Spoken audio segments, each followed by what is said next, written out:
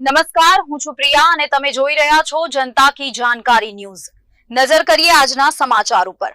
લખતર શહેરમાં મોહરમ પર્વ નિમિત્તે કલાત્મક તાજિયાના જુલુસ નીકળ્યા।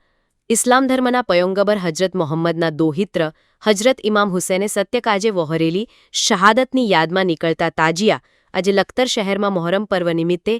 કોમી એકતા અને ભાઈચારાના માહોલ સાથે કલાત્મક તાજિયાના જુલુસ નીકળ્યા હતા, જેમાં શનિવારની રાત્રિએ કતલની રાત મનાવવામાં આવી હતી, જ્યારે મોહરમના દિવસે રવિવારના બપોરની નમાજ અદા કર્યા પછી તાજિયાના જુલુસ મસ્જિદ ચોકથી શરૂ કરવામાં આવ્યા હતા, જે તાજિયા જુલુસ લખતર શહેરના બાળબોજ ચોક, ગાંધી ચોક, હવેલી ચોક, ખોડિયારમાંની દેરી, મોચી બજાર, મેઇન બજાર સહિત મુખ્ય માર્ગો પર ફરી લખતર મોતીસર તલાવની પાળ પાસે આવેલ રાજુપીર દાદાની દરગાહ ખાતે તાજિયાને ઠંડા કરવામાં આવ્યા હતા। કોમી એકતા અને ભાઈચારાની ભાવના સાથે મોહરમના પર્વે નીકળેલા તાજિયા દરમિયાન ઠંડા પાણી શરબતનું વિતરણ કરાયું હતું, તેમજ 10મા મોહરમ પર રોઝા રાખવાની પણ પરંપરા છે, જેમાં લખતરના મુસ્લિમ બિરાદરો દ્વારા રાખવામાં આવેલ રોઝા છોડવામાં આવ્યા હતા, જે મોહરમ પર્વ નિમિત્તે નાના બાળકો દ્વારા પણ તાજિયા બનાવવામાં આવતા લોકોમાં આકર્ષણનું કેન્દ્ર બન્યું હતું તથા લખતર શહેરમાં તાજિયા કોમી એકતાના દર્શન જોવા મળ્યા। હિન્દુ સમાજના અનેક લોકો પોતાની માનતાઓ પૂરી કરવા માટે શ્રીફળ વધેરીને બાધા પૂર્ણ કરતા નજરે પડ્યા હતા, જ્યારે તાજિયા નીચેથી હિન્દુ મુસ્લિમના લોકો નીકળીને તાતળિયા જેવા રોગ વર્ષ દરમિયાન નહીં આવતા હોવાની માન્યતા રહેલી છે, જે તાજિયાના જુલુસમાં મોટી સંખ્યામાં મુસ્લિમ બિરાદરો જોડાયા હતા,